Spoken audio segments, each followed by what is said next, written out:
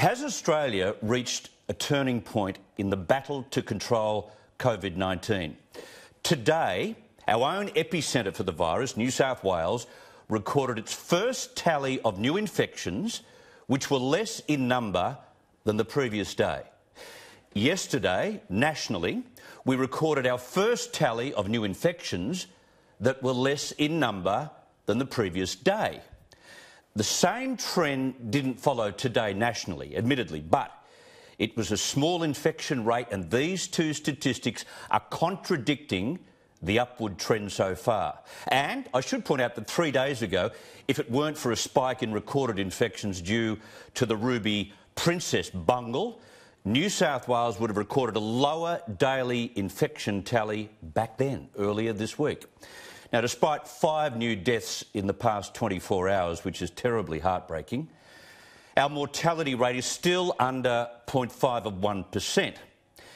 And there's enormous pressure, though, on our top medics and, of course, the National Cabinet to move to a total lockdown.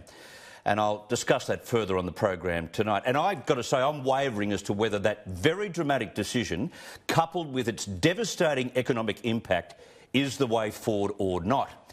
But it's instructive to know that in countries like China and South Korea, which have contained their infections, once their daily tally started to decrease, as we've seen in New South Wales today, they moved quickly to 0 deaths and, after that, very few infections.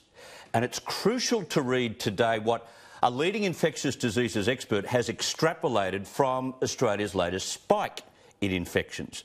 Peter Collignon, a professor at the Australian National University Medical School, says a recent surge in COVID-19 cases has largely been triggered by Australians rushing to return home before the border shuts, and not a failure to control community transmission. He said Australia was headed along a similar trajectory to that of South Korea, which is great news, as opposed to Italy's sharper curve.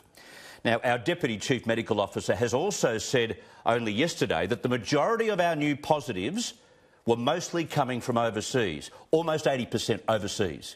Now, Peter Collignon says this augurs well for the coming weeks because there's not much community spread. What we're doing is actually working. But that's where some slack and careless Australians are still letting the side down. The Police Crime Stoppers hotline has been receiving an increasing number of calls from people rightly dobbing in others who they know should be at home self-isolating and not out and about. About 250 calls were recorded just yesterday, which, if true, is shocking.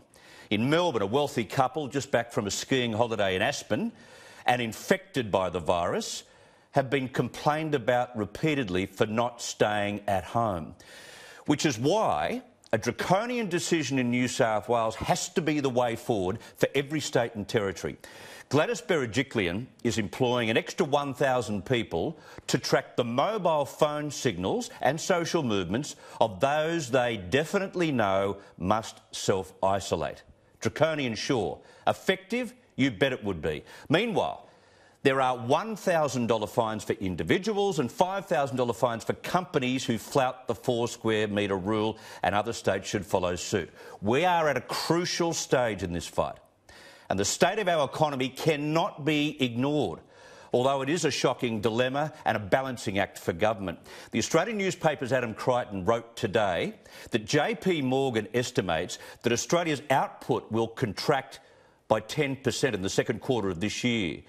That is eerily almost in line to what happened here in 1931, the first year of the Depression. And the fear is that a total lockdown, as opposed to what we have now, will just ensure that we do crash into a depression where we see millions of Australians out of work. As a Virgin flight attendant revealed to passengers overnight, that is a traumatic place to be. Remember that tough times don't last, tough people do. We're all in this together. So, on behalf of Captain Alistair Marshall, First Officer Craig Dixon, your cabin crew, Ella, Jenny, Hannah, myself, and the entire New Zealand network, thank you so much from the bottom of our hearts. We truly hope to see you in the sky again soon. Kia kaha. Tough times.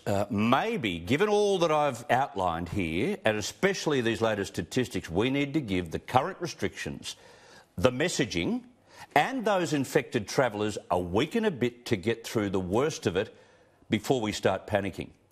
But will our leaders, and for that matter the public, have the stomach to be patient for that long?